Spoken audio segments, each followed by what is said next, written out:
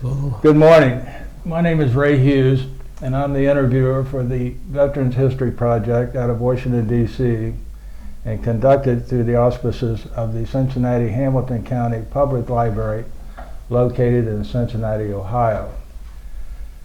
And today we have the honor and privilege of interviewing World War II veteran Michael B. Segal, and we are located in Gahanna, Ohio, at the Sunrise Senior Living Center. Sunrise Senior Living Center.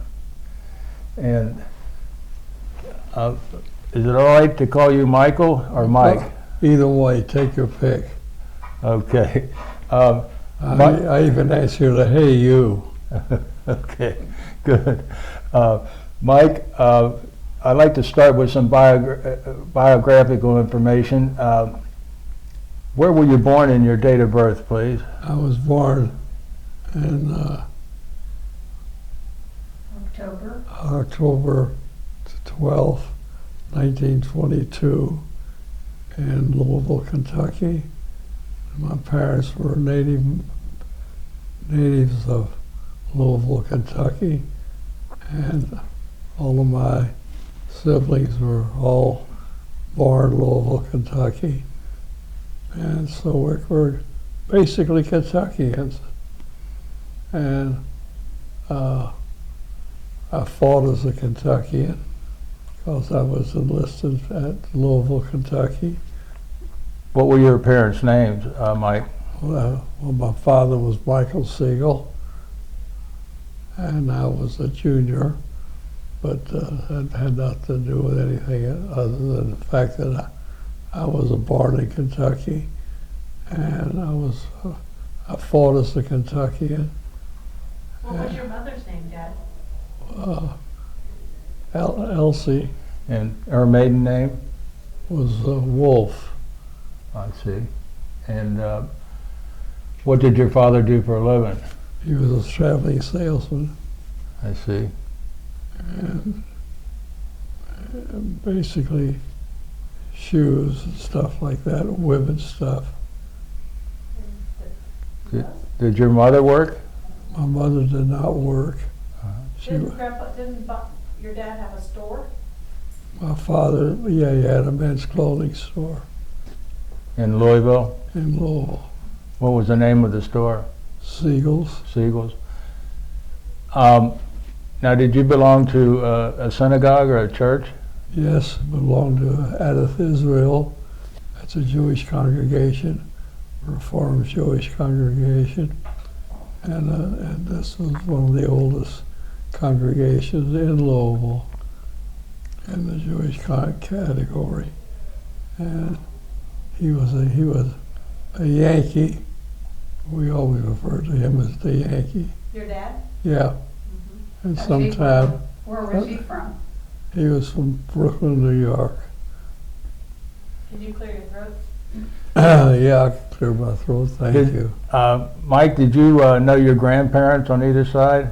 I knew my grandparents on my mother's side, but I didn't know my father's parents at all. What were their names on your mother's side? On my mother's side, Gustav, Wolf. and his wife was. So your grandfather's first name was Gustav? Yeah, We have it, but I just can't think of it. What schools did you go to, Mike?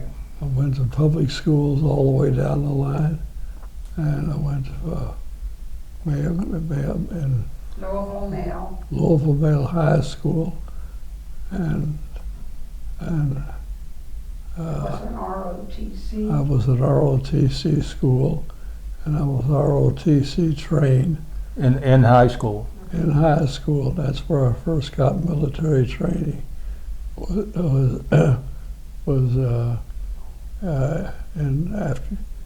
in ROTC. You were a sharpshooter.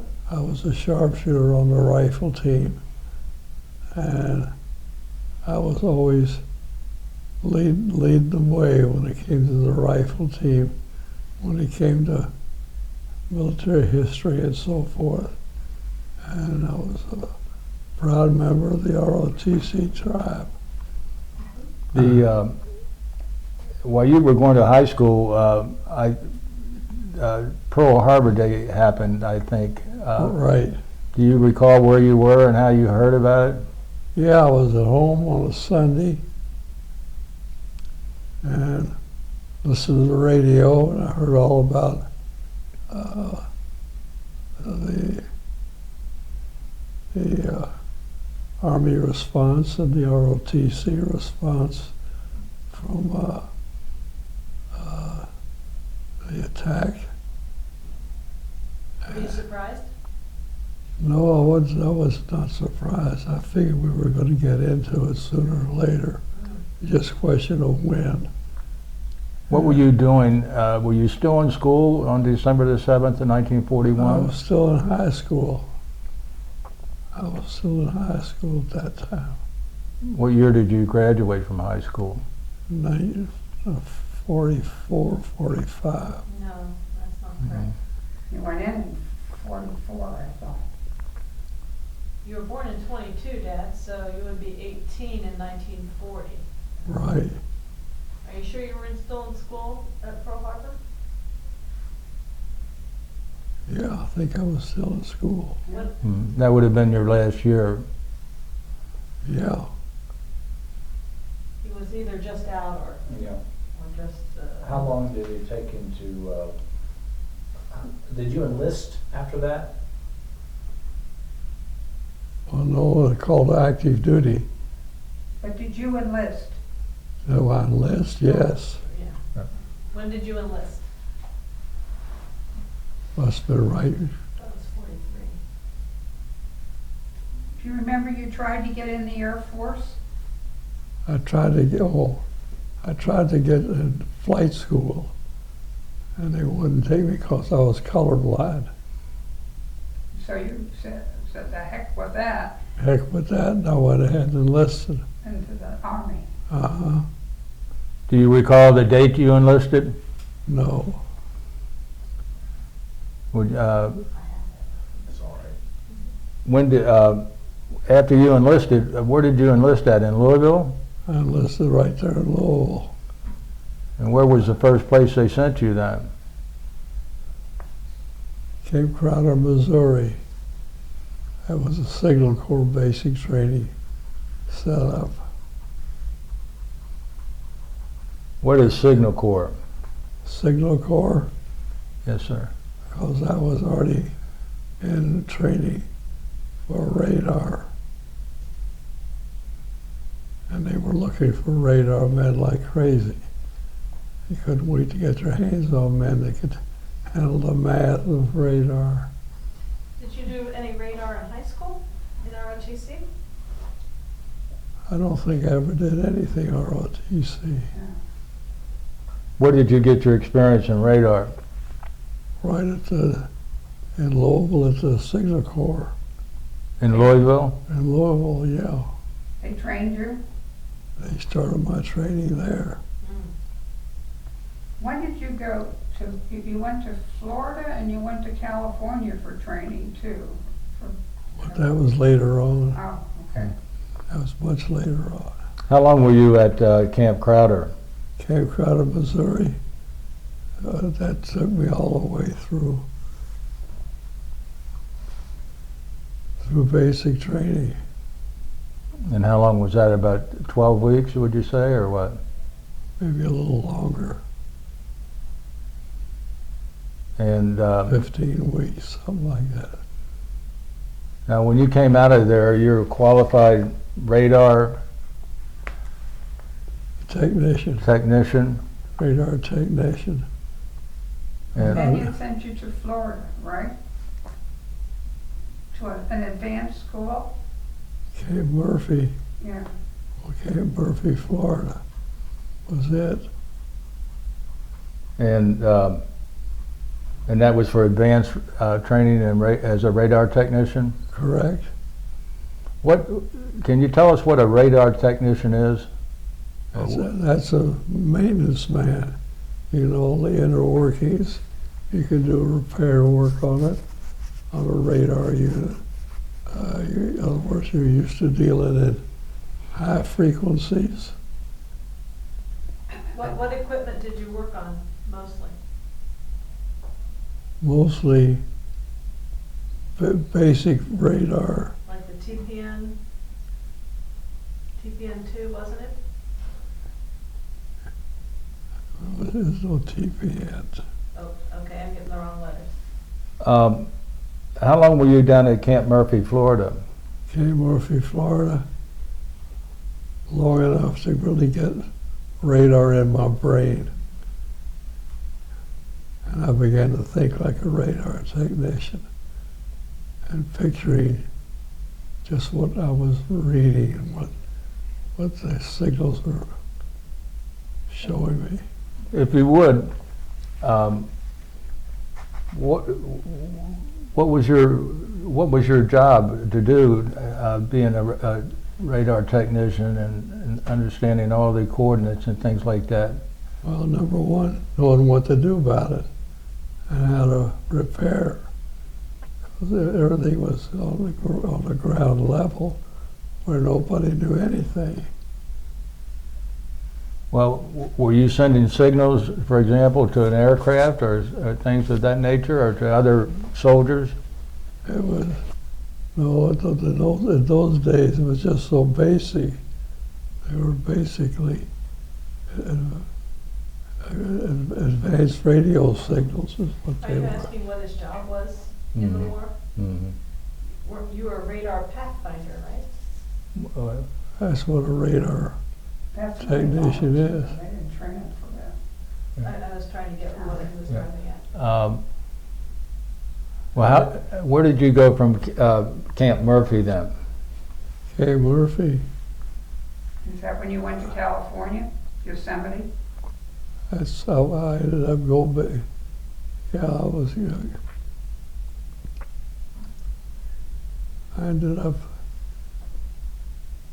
God, it seems so distant now. Yeah. You were in California in the, Remember when we went skiing in Yosemite and you said, oh my God, that's where my camp was? Right, Remember that? that was funny. You were still in training there? I was still in training You and walked up Half Dome, was that where you walked up? With a backpack on? yeah. Yeah. Went on maneuvers get from there.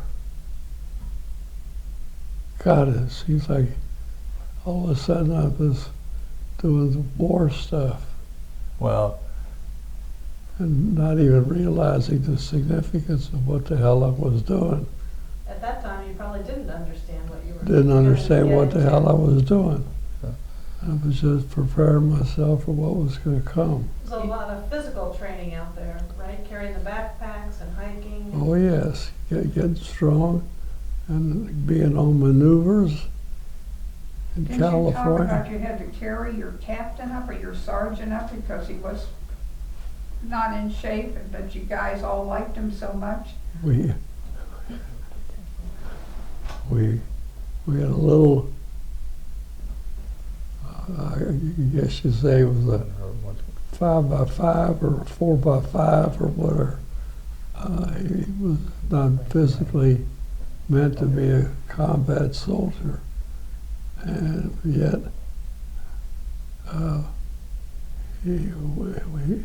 we could see it coming that he was going to have to get toughened up.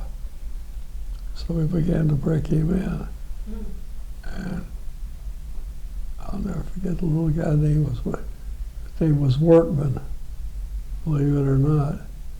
And he was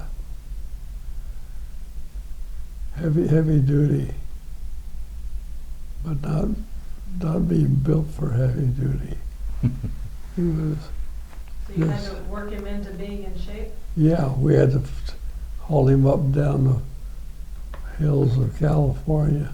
you had to turn him And- into a We workman. had to turn him into a work. Yes, we had to turn him into a workman. But, Yeah. but But I remember we went skiing there with our kids who live in California. And right where the ski lift was is a building, and he said to us, "Oh my God, this is where my camp was. This is where we did all of our stuff." You know, it was unbelievable. It was, and that was Yosemite. Yeah, remember that? yeah, So you're doing all this time, you're training as a radar pathfinder. right. And from Yosemite, where did you go? You called your family. You went to New Went to New York. York. On your way to New York. Yeah, we cleared through New York. And they were gonna have a party for you, right? They were gonna have a party for me with my New York family that I barely knew. But they were gonna throw a big party for me with all the Yankee part of the family. Weren't you waiting to be sent over, and you could get a pass every other night?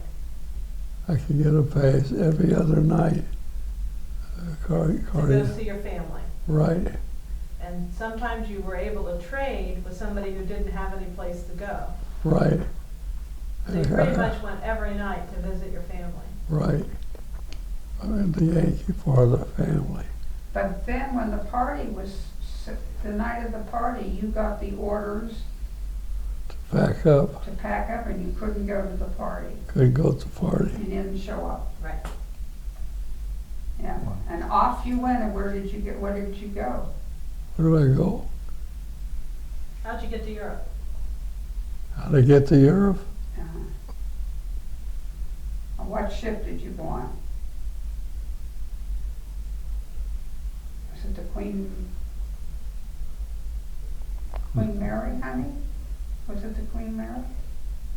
Either the Queen Mary or Queen Elizabeth. They used. Queen Mary is from where I go. You remember? God Almighty, it's ancient history. Yeah. They loaded you on board a ship, and they took you to where? Did you go to England or Yeah, first? Went to England. Did you go to Scotland first? No, we had landed in Scotland when Yeah. we went over. And met you with coffee and donuts, the Scottish Red Cross? You remember that? God, You I said can't- the food on the ship was so god awful, and it was English food, and you said it was horrible. And you and when you landed at Glasgow, Port of Glasgow in Scotland, they met you with coffee and donuts, and you guys were so grateful. Right, I remember that. Yeah. Did he have What was Huh? Did he have now that have been shipped overseas? What was the name of your outfit? They're going or coming. What was the designation of your Some outfit? kind of radar signal company. Do you remember what the numbers were on it? The radar signal company. No idea. PN3 to PN2, and there were, No, that's the equipment that he was working on, oh, I'm sorry. not the. There would have been like a designation for the radar signal company, like the 101st Airborne. In other words, it would have been a type of nomenclature for it. I don't know that. But I'm guessing that probably a lot of the detail items are on those audio tapes. Mhm. So we can edit this little part out. I'm gonna make a suggestion if I can. mhm. I think the detail things that we got on audio, we should, as much as possible, we can to add that as an appendix or an addendum or something to the video. Right. And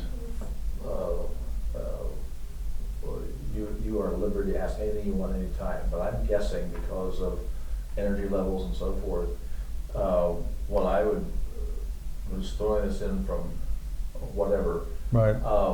maybe we should just take the major events in D-Day, Germany, and at Bastogne, and at Segal. All right, And Nijmegen. Yeah, and just do those big ones. okay. Just let him I agree. go. I do And- have video too from when he spoke at Kilbourne. Okay, good. Somewhere. Good. And So- I Oh, my God, yes. Um, All those years at Kilbourne, Mm-hmm. my I God, videotaped it sometimes. you really backed it up. Mm-hmm. Yeah, we got some good stuff, but I don't want to interfere, but No, I'm no, just thinking of you're time not. and strength levels. Right. You're right. And so I would just go to Senlo and, well, let's start with D-Day. yeah. Could you excuse me and hand him that letter? Yes. Yeah, Mhm. we'll edit this part out, so you don't have to worry about that.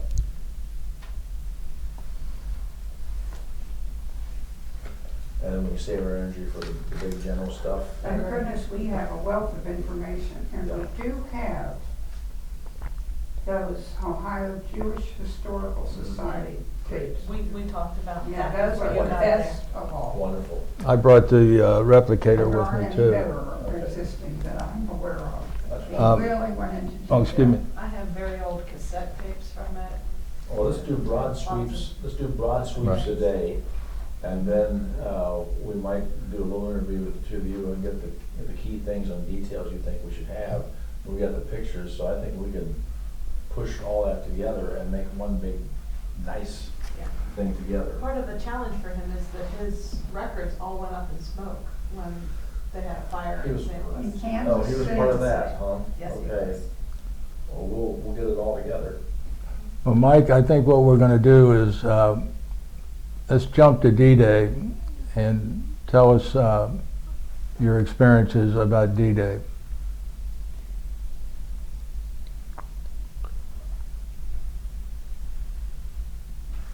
And I take you back, honey, to you were all of a sudden had to start installing radar units in airplanes, and you didn't know why. You guys were working around the clock in London, England. Do you remember? You said you were working day and night installing radar units in all these airplanes. And DC-3s. They didn't tell you why you were doing it, but you were. Right. You were just Who working. would have ever dream that we would launch an airborne drop over Germany? No, this was This is on D-Day. D-Day, honey. For D-Day. Sandlot. You remember that was after. first he installed all these radar units, Right. and then they put him in gliders, and he landed at San Lo. Did, when you went over to Normandy, did you bail out of an airplane? No, I never jumped. I never jumped out of any airplane. How did you get on the beach then? Huh? How did you get onto Normandy? Oh. He wasn't at one. Well, that's the state of Normandy. Oh, It okay. wasn't Normandy, He it went- was in Normandy. Normandy, France. Normandy, France. Remember you were on the plane, how did you get down onto the ground? In a glider?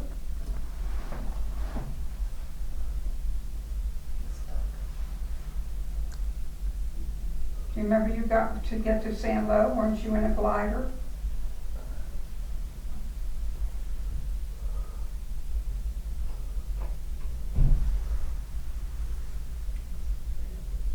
But, Maybe we need to take a break. yeah.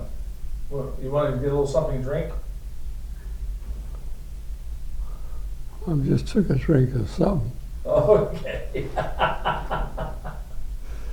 What we might go direction is, what do you feel like talking about today? Which of those, I want to ask you a question, and that was, when you are a pathfinder, Yeah. what kind of signal are you sending that the planes coming in for relief or whatever are picking up? How far out does your signal go, and how do they know where they're going to pick up the signal? Or do you pick up them first when the plane is coming in? Like when you were at Bastogne, you set these things up and you flip on switches, and are you finding them or are they finding you? The guys and the pilots are bringing this, the pilots of the planes are bringing things in. You're already on the ground. Are they looking for your signal, or are you looking for their plane and somehow you guys connect? Does that make sense? No. The question very simple. Okay, Ask it again. all right. One sentence. In the sequence, we did San Lo. What do you recall about San Lo? Anything in particular stands out? When you set up the radar equipment?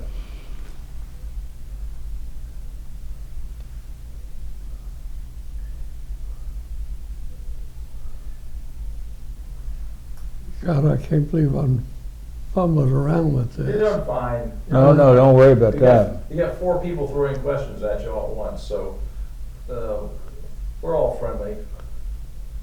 Whatever you say is going to be okay.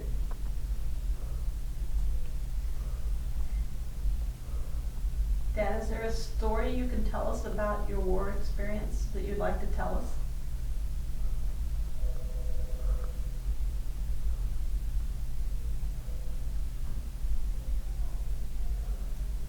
This is so ridiculous. I know it like I know the back of I spell my last name. Well, why don't we just shut down for a minute and relax? Does that sound good? Hit that red button Hit the red button. on top. There.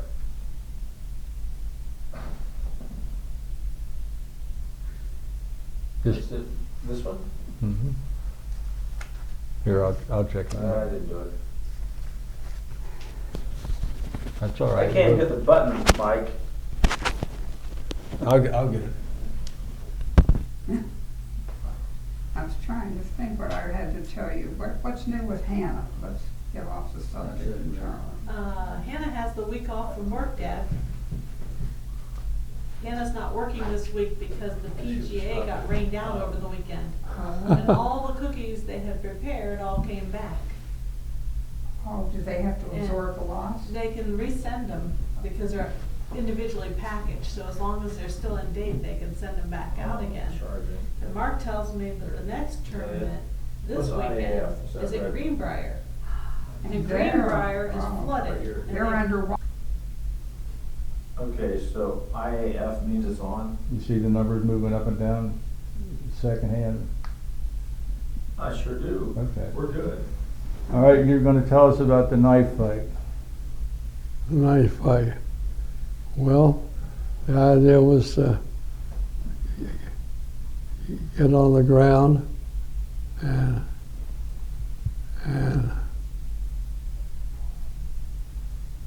hold some ground and position where you can have a seed to work from to create a base. Okay, And they decided to take Bastogne, and they knew it was going to be tough because the Germans had all the ground and all the men. okay.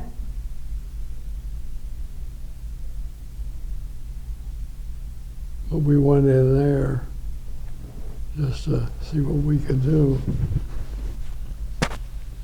And we knew we had to get some position where we could put friends on the ground.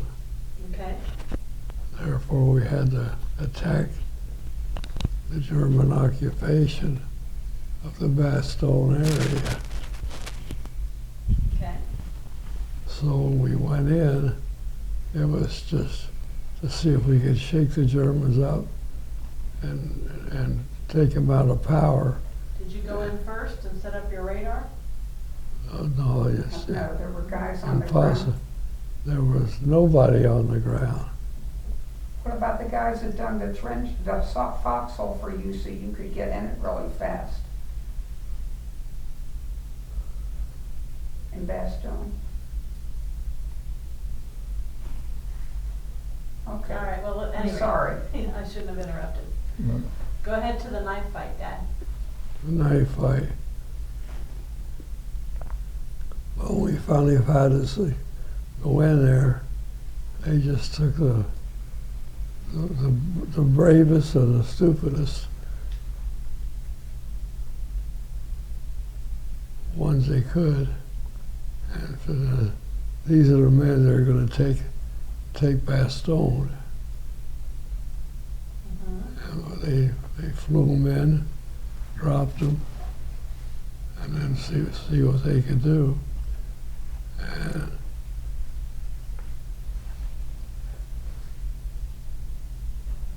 Was it cold? it was cold. It was terrible cold.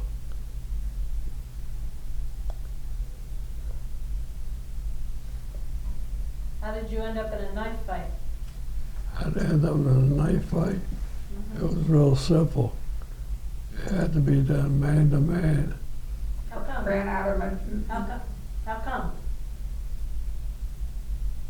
Man to man because you ran out of ammunition?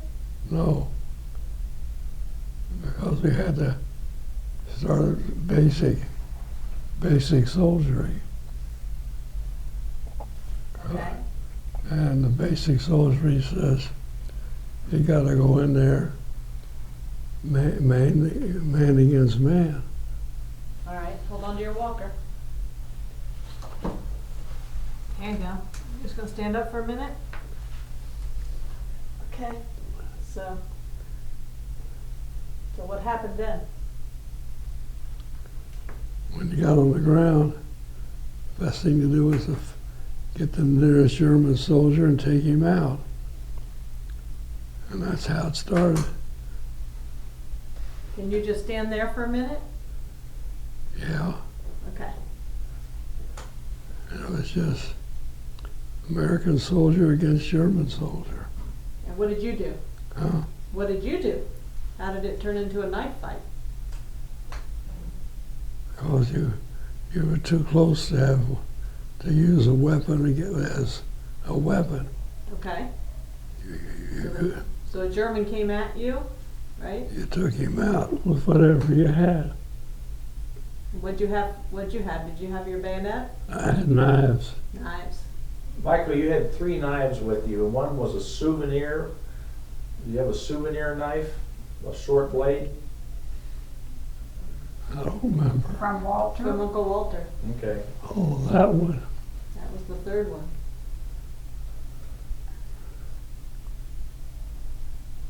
And anyhow, I just had individual knives.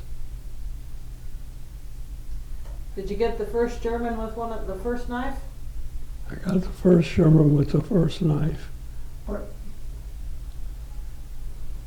Get him in the gut? Do you remember? And then what happened to the knife? I got it and left the knife in him. Because it's not like the movies. You can't pull them back out, can you? Well, it's hard to do. You have to pull it out the same way. And then another one came at you, right? And you pulled your knife out of your waistband? Or out of your shoe? I think we got that on another tape. I think we were good. Yeah. And then the third knife, the one from Walter, where was that?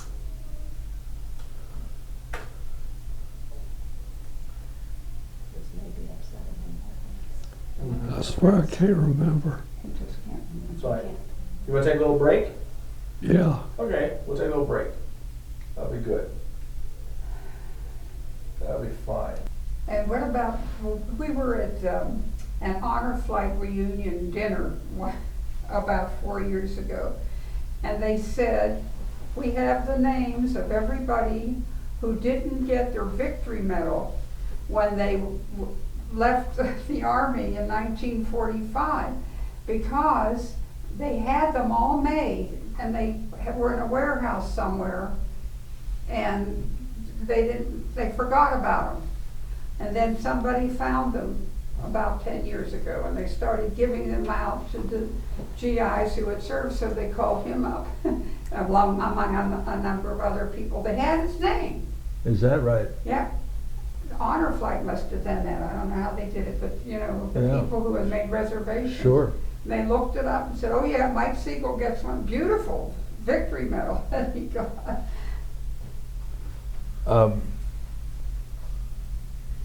What'd you do? You say that you worked for the Cancer Society, American Cancer Society? Yeah, Yeah.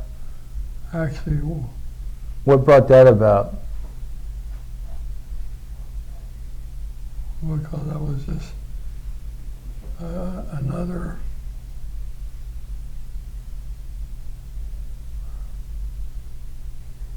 I swear I don't know. You were State Crusade chairman as a volunteer. Remember, Helene got cancer, and then you went to work for the Cancer Society as a volunteer. And you got way up there, and then you became national with State Crusade chairman. State Crusade chairman. Raised a whole lot of money as a volunteer. Broke all records, right? Did fundraisers everywhere from Buck on the Board at the Clark store, turkey shoots, also. And Arthur James took you to oh, you were already a director of the Cancer Society by that time. They were offering you jobs like crazy because you had been making lots and lots of motivational speeches all over the country. But you were a widow at that point, and your daughter was going into 8th grade when Mom died. And you needed to be home with her, and so you decided you couldn't take a job that made you travel a lot, right? Right, And so you took the job that would keep you stable, which was being the executive director of the American Cancer Society of Franklin County in Columbus, He Ohio. was offered Cincinnati too. He chose not. He decided not to take Cincinnati. You never told me that. Oh, yeah. So you took that job so you wouldn't have to travel so much because it was you and me, right? right, And then you built this unit because it was nothing when you got here, right. to one of the highest fundraising per capita counties in the state, if not the highest. He was It was the highest in the state. yeah. And that's where you did a lot of marketing. Oh, yes. Every month there was a mailing, right? Every month there was a mailing, and then direct mail marketing. Right. People could buy tickets to watch the Super Bowl on their own television sets. Right, Watch the game with Woody. You did a whole lot of stuff with Woody Hayes. yep, I did that. Watch the game with Woody, You sold tickets so you could stay home. so you can stay home and watch the It was Ohio State, Michigan game. Mm-hmm. And they could stay home and watch it on television with Woody. Yeah, the reason Woody was home is he had been fired. It was after he was fired. So Oh, yeah. Mike had called him and said, can we use your name and print these tickets and say, watch the game with Woody? And Woody was always doing things for the Cancer Society. He said, absolutely, you can use my name. And I think he even made a television spot. He made a for me. TV spot for Yeah. me. Yeah. Channel 10 did the spot. I wrote the spot. So you helped rehabilitate Woody Hayes. Right. Brought him back from the dead. Mike, I wanted to ask you a question about the Megan, if I could. I read a little bit about it last night, where you were handling a BAR to protect your men while they got off the bridge. Yeah. Could you tell us a little bit about that? You do what you have to do when you got a bad situation. And that's a case where everything went bad. And you just pitched in and did what you had to do. And that's what I was doing. And when you're not hitting hitting the target and you're not sinking a ship. What happens when you just turn in a no?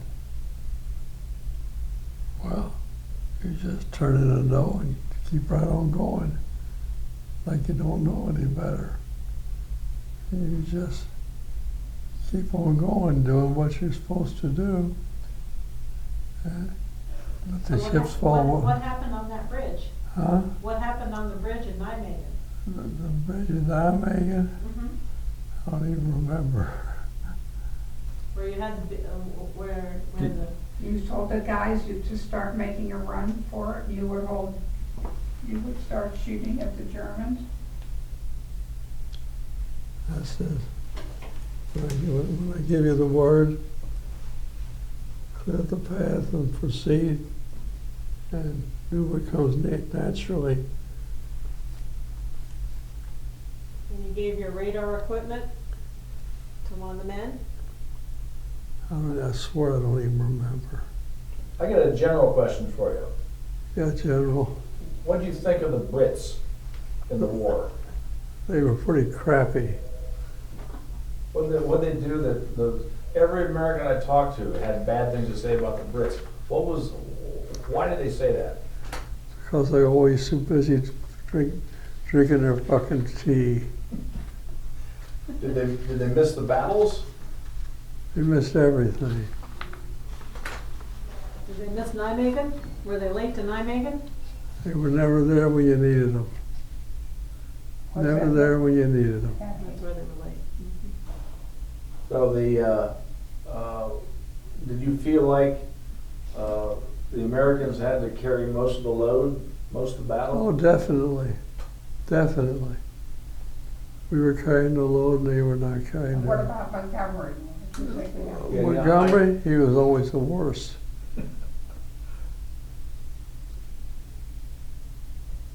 Do you think what do you think he had in his mind? What's your best guess of what made him late and so slow? Do you have any idea why do you think He never thought anything out. And if he did, he took too long to think it.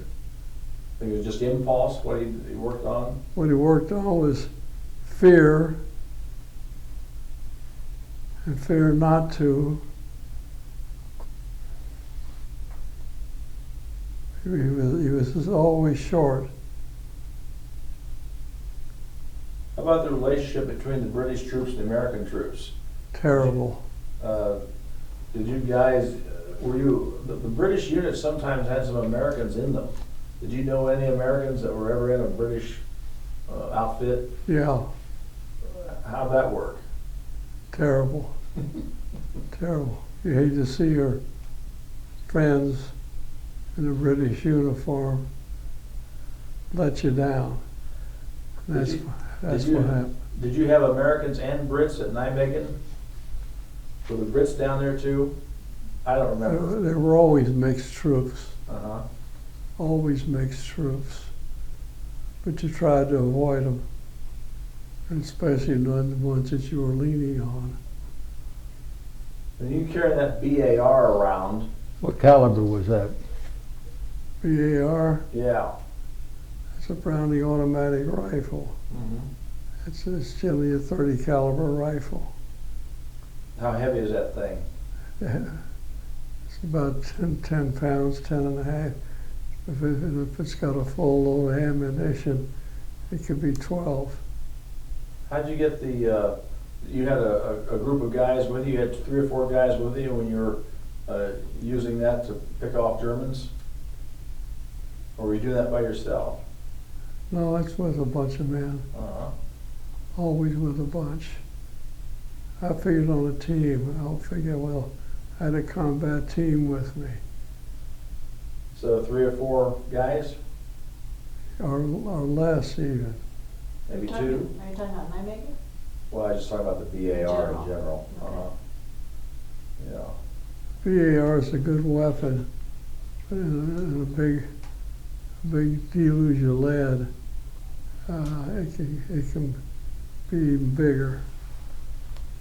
Do you remember when you were at Nijmegen with that BAR, how far were you from the bridge? Was that close? Or was it? Reasonably close, yeah. Did you get on the bridge? Yeah. Did you get over? Yeah, we got over it. And then the Germans caught up with you. And they caught up with us. And we paid the penalty. You always pay a penalty. Because the British didn't get there when they were supposed to. They didn't show up when they needed them. So you had to do the glorious retreat, huh? Yeah, you had to do How do you feel about a glorious retreat? like the British feel about a victorious retreat. Isn't anything glorious about retreating, right? There's nothing victorious about retreating. So were you, when your crew was lugging this BAR around, you were pulling back, the Germans are coming at you, is that right? In a lot of cases, that would be it. Uh-huh. You had to pull back because you were losing. And on the bridge at Nijmegen, you were losing, right? Right. We were losing. And how did you back up? Very cautiously. Smart answer. Did everybody run for it all organized, or did some people stay behind and try to defend? Some people, there was always one or two that try to defend. Were you one of those Not always. at Nijmegen? In Nijmegen, I probably bridge? was. I was probably trying to hold on. He was the one. Yeah. They gave you a silver star down there, after you got out of there, so you must have done something right. We took a hell of a lot of crowds out. You got an idea how many? I have no idea how many. You're What? too busy Uh-huh. picking up the bodies. But you're right. You have to stop and rethink everything. You want to sit back down again, Dad? Yeah. Okay. Okay, we'll back you up. Back up. You picked off quite a few Germans on that bridge. I picked off, and I never missed. That was the one thing about it. When I had to beat on them, I kept the pressure on.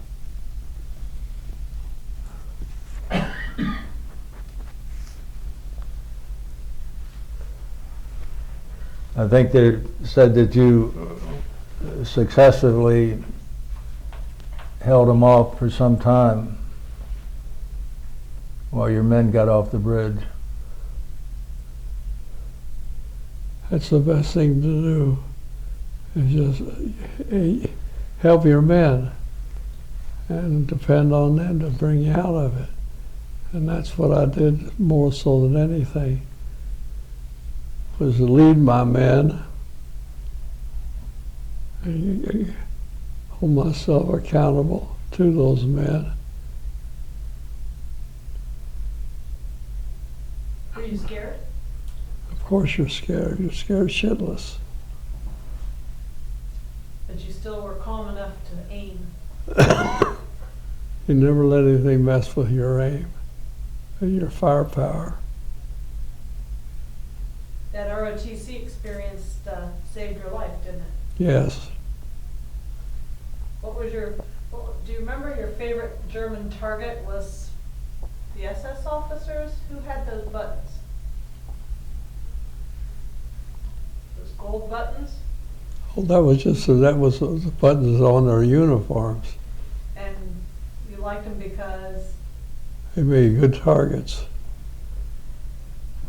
you got every one of those You when know, you fought 'em. that brings up a question when your daughter talked about the SS. You being Jewish, Uh-huh. were you aware of what the German Nazis were doing to the Jewish people at that time? Yes.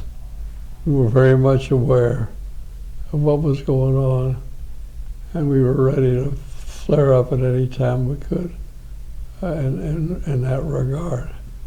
And I was always Johnny on the spot to say, let's take them out let's take them out before they kill some more.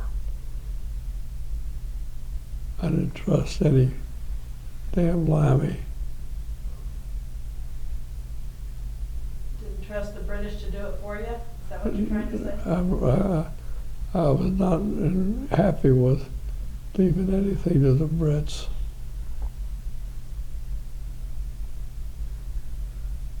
And what would you say, how many Germans would you say that you personally were able to kill? From start to finish, Yes, sir. God almighty.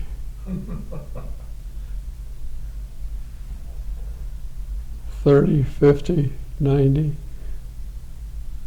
Once you get past a certain number, it could be anything.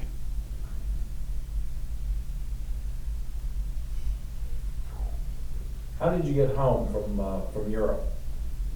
You come on a ship? I guess you came on a ship. Did you go through New York when you got back? No. And then you come back to New York. In Boston? Honey, do you remember you thought you were going headed to the Pacific? Yes, you're right. You were on a ship. And the captain said, now hear this. Next stop, Yes. New York. New York, New York. Yeah, you thought you guys were headed to the Pacific. Yeah. You knew you were gonna die there because it was so rough out there. Because they dropped the atomic bomb. Is it running now? Oh, we were on battery and didn't know it was disconnected from the wall. It was running now? Yes. Okay, good. That, You got any particular reflections after you got home? What, you ever think back on this stuff, or you try to forget it, or what goes through your mind about the experience? Once you put the battle to the battle mark to the page, and you say, well, that's how we left such and such, and we didn't take the city, or we didn't take the town, or didn't take this, or we did, and then we quit because we already taken enough loss. You have to put a dollar value. It's a people value on an objective, and you have to be able to say, well, it was a long range win. But I figured it was worth it because we could gain so much by taking this and giving that. And you just sort of put it in the cash register. Honey, do you remember you told me what you were like when you first got home from war? You said I wouldn't have liked you. Well, I was killed crazy. I was killed crazy. All I wanted to do was kill Germans. So after you got home, what were you like? Same way. You said you were always ready to fight and drinking a lot and all that stuff. Right. Yeah. You said I was not a nice person. Remember? All I wanted to do was kill Germans. I think when he described how he was, it sounded like post-traumatic stress syndrome, only they didn't have a name for Right. it then. Yeah. You know, he said he was mean. yeah. Well, once you've been through a situation like he is, it's hard to just put a white sheet up and say that's over. Yeah, that's what- exactly it. That's exactly it. It's hard to say stop. And that's what he said he drank. Um, Drank a lot. I understand, though, that you went back to St. Lo after the war. Yes. Could you tell us about that experience? Well, I seemed to be okay. I could handle it. Did I handle it that well or not? Yeah, you did, honey, you were wonderful. It was when we were with Jane and Robin, and we went to San Lo. And what were they like? How did they receive you at San Lo? They were great. They were rah-rah Segal. Remember Monsieur Mignon? Yeah, And what he told you about how you saved his life when he was a little boy? Who was that? He was the mayor of the town, who had welcomed Mike, Do you remember his name by any chance? Monsieur Mignon, Mignon. like filet, Mignon? like Yeah. filet mignon. And he said, not Mike specifically, but His the group. American GIs, when they came into San Lo, because the Germans had taken all their food and you know, they were literally starving. Because what the German command had done was, those soldiers who had been on the Russian front were then sent to San Lo. And they were mean and angry anyway before they got to San Lo. So they were not nice people to begin with. And they were really horrible to the French people in San Lo. And this little boy, who was 11 at the time, or maybe even younger, I don't remember, and his little sister were starving to death. And this GI picked them both up with their families and took them to the hospital.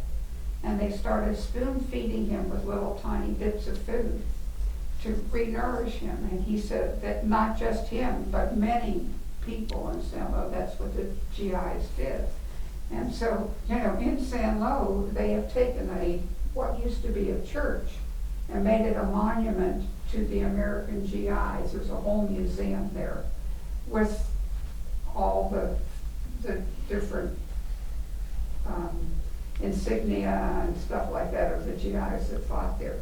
And they gave him all kinds of books and pictures of that. That was just A wonderful tribute to you and what you did. It was a wonderful tribute to Oh, Mike it was. and what his men Not just did. to him, but Yeah. and we even had the same experience in when we went to Normandy, to the beach, Utah beach, the American cemetery there. Our guide had told, we had a personal guide that had taken us there.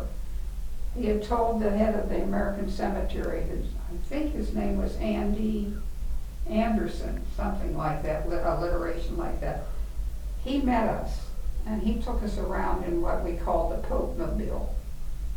And while they were there was an Italian crew doing a documentary on the American cemetery in that area. And Andy said to our guide and to Mike, do you think if they would like to film you, would you mind if they interviewed you? So Mike said, well, no, if they speak English, you know, I won't understand Italian. And they could speak English, so they interviewed him for their documentary. I was in the cemetery itself while they were interviewing him, looking at the headstone, at the crosses, and they showed me where there were some stars of David, and I was looking at. I saw a Roosevelt, one of the Roosevelts died is in that cemetery. And I was in the line of vision where they were filming Mike. And they didn't want me in the line of vision. So they said to our guide, could you please tell his wife to get away from that? So he came up, I was contemplating and thinking, you know, about war and all that. And he tapped me on, and he said, Sue, you have to move. I said, why? You're ruining the view of the people in the documentary. Oh, okay. Mike always told me, just remember who the star is. Yeah. Then we were past, there's a big memorial there with lots of steps leading up to it. And there were all these teenagers sitting on those steps. Do you remember, Mike? Do you want to tell that story? I sure do.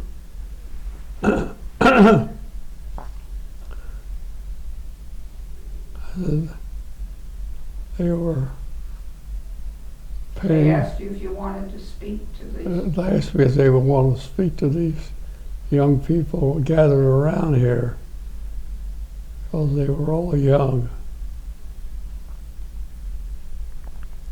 Why were they there? What was their job? Do you remember that? About the tombstones and the grave sites? Oh, they were supposed to be deciding who was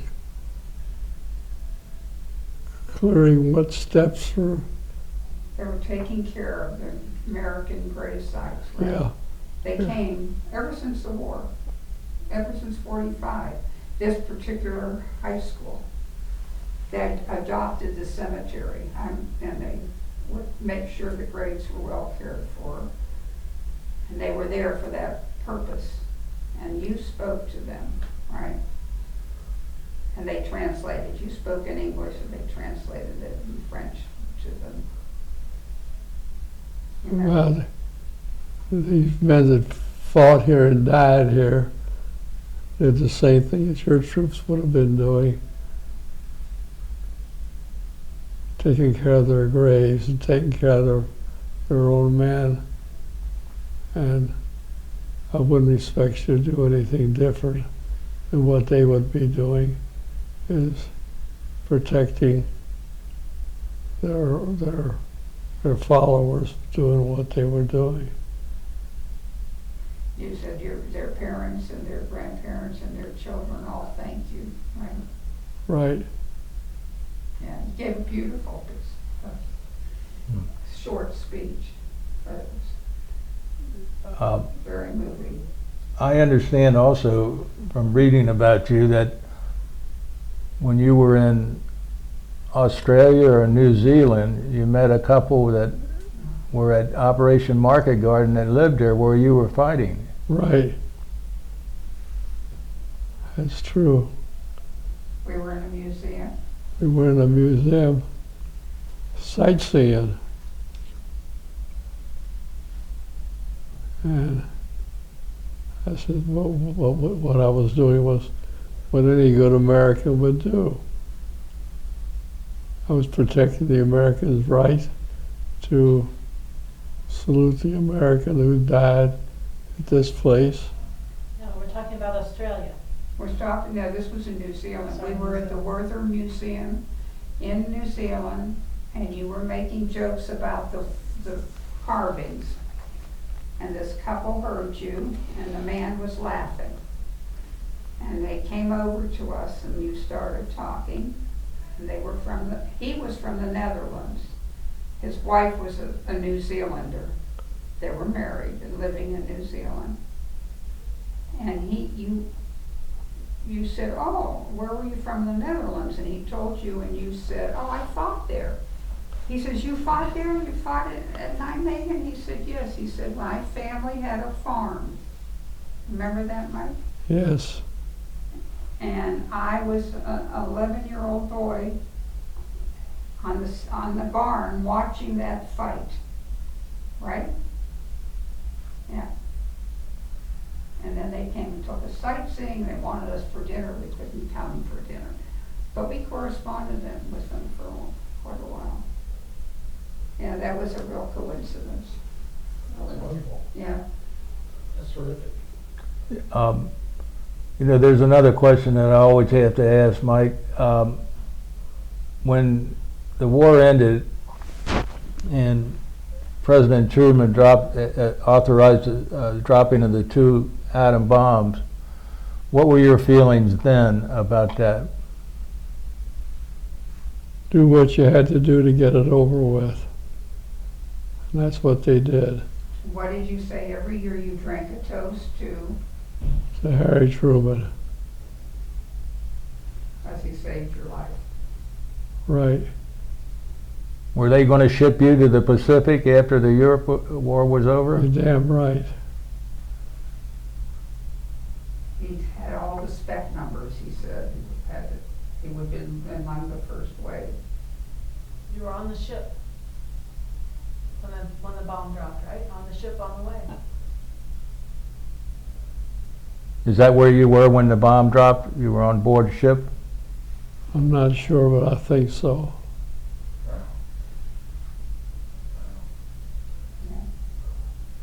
It's hard to put yourself back in a situation like that and say, well, yes, I remember that because somehow I was wearing my red shirt or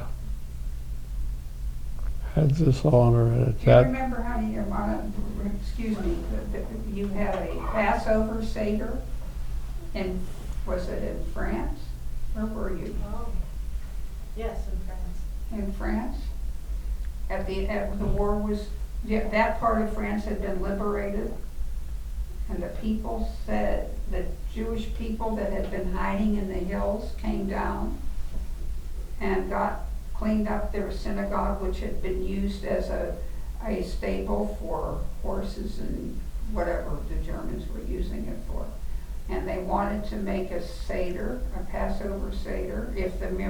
They went to the Americans and they said, it's Passover time. If you can get us the food, we will make it, and we will have a Seder for as many GIs as you can get there. And you went, remember? Yeah, I did. And they had them just one Seder, short Seder, then they would have some ritual foods, and then the next group would come in, and then the next group would come in, right? Yep. Yeah. A progressive Seder. Yeah, sort of. Eat ourselves right into the ground. Yeah. And that happened on the ship, too. That was the holidays. Wasn't there something on the ship with a Jewish service? And it was so hot. That you took off all your clothes, you were standing in your shorts? Everybody was standing in their shorts, it was so hot. Oh God, yes, I remember that now. Yeah. You didn't tell that at the school. Yep, it was the high holidays. And those holy days of the year, and it was hot. And they gave them like a dining hall area to have a service. And it was a million degrees down, it was, downstairs, and so it was really, really, really hot. And so they couldn't stand it, so they were in their skivvies, but they were doing their prayers.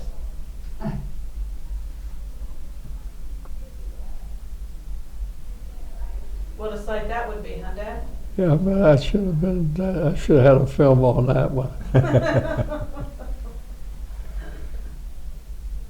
That was on the way over, wasn't it? I'm not sure. Okay. Things came so thick and fast in those days. You know what, honey? It's a good thing you told us all this stuff beforehand, right? Right. And we have all this stuff on tape, we have pictures, we have all that stuff. What do you have, Mike, that you normally don't talk about at all? Tell us about your family a minute. My How family, many kids did you have? how many kids that I have? Mm-hmm. I don't think I had any. Yeah, a couple. You got one sitting here. How many do you have now? How many children do you have? Well, I've had 4. 3. You had 3 with Helene? How many, you had 3 children? 3. Unless there's something you're not telling me about. I've told you everything I've got to tell you. Then there were 3, okay, then there were 3, as far as you told me. And then you have 2 more who think of you as their father. Right. So that's 5. That are Sue's biological children, right? Right. Yeah. You were telling us before we started this, when we were setting up, that you managed a family that had a Jewish foundation, but they married Catholics and Protestants. Right. How did that work out? You told me at Christmas time you had an unusual gathering there. Yeah, we did. And we take pride in it. That we have all of the current religious faiths. We don't have any Muslims, honey, but we have a whole lot of Christians, different faiths of Right. Christianity and Judaism. And I hold no ill will toward those people. How do you decide what to eat on Christmas then? How do we decide? Yeah, what do you eat? So you got Catholics, Protestants, and Jews in the same room. Whoever's throwing the party decides what to do. Well, what did you teach Kathy how to do and Barbara how to do? How to make what? That you learned from your dad? The ham? Oh, we have all of the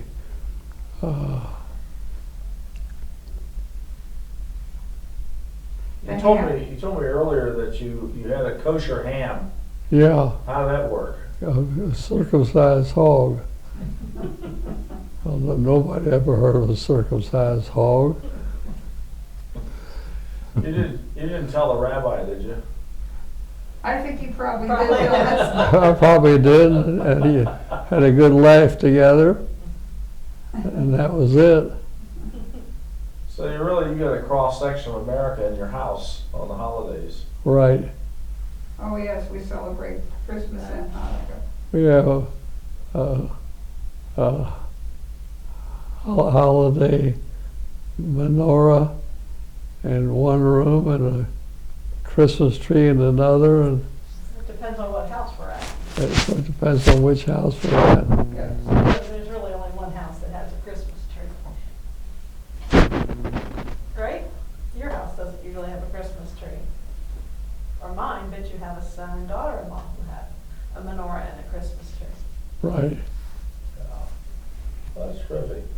Anything else comes to mind you want to mention to us? Any reflections on life? You lived a hair longer than most of us here in the room.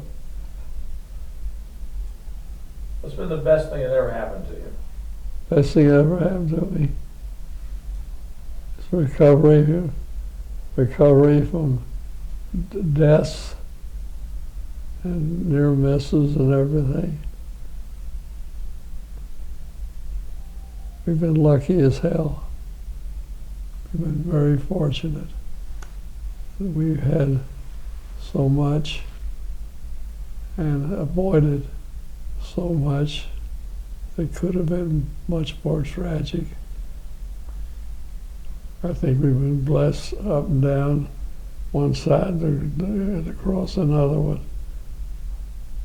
If I had to live it all over again and do it, I'd do it the same damn way. Right? That's the best ending there can be, right? Right.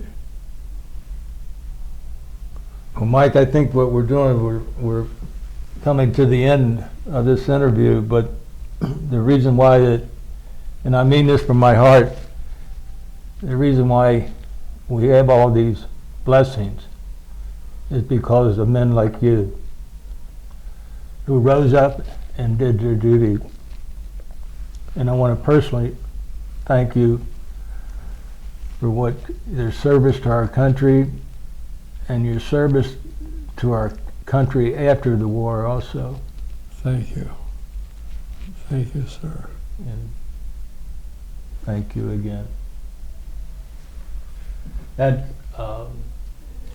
true. I meant every word I said there. I feel very fortunate to have been able to talk to you today and see how humble you are about what you did. Well, I did what I had to do at that particular moment in time. It might never happen again in 1,000 years, or it can happen again next week. Yeah. But you just never know. And you hope you respond like I did, but there's maybe another way that could have been more useful. But until I find the other way, I'll still think of what I did was the right thing to do. Oh, no question And about that. I'd do it the same way again. No question about that, I've Mike. always been proud of what I stood for, what I took chances for, what I fought for.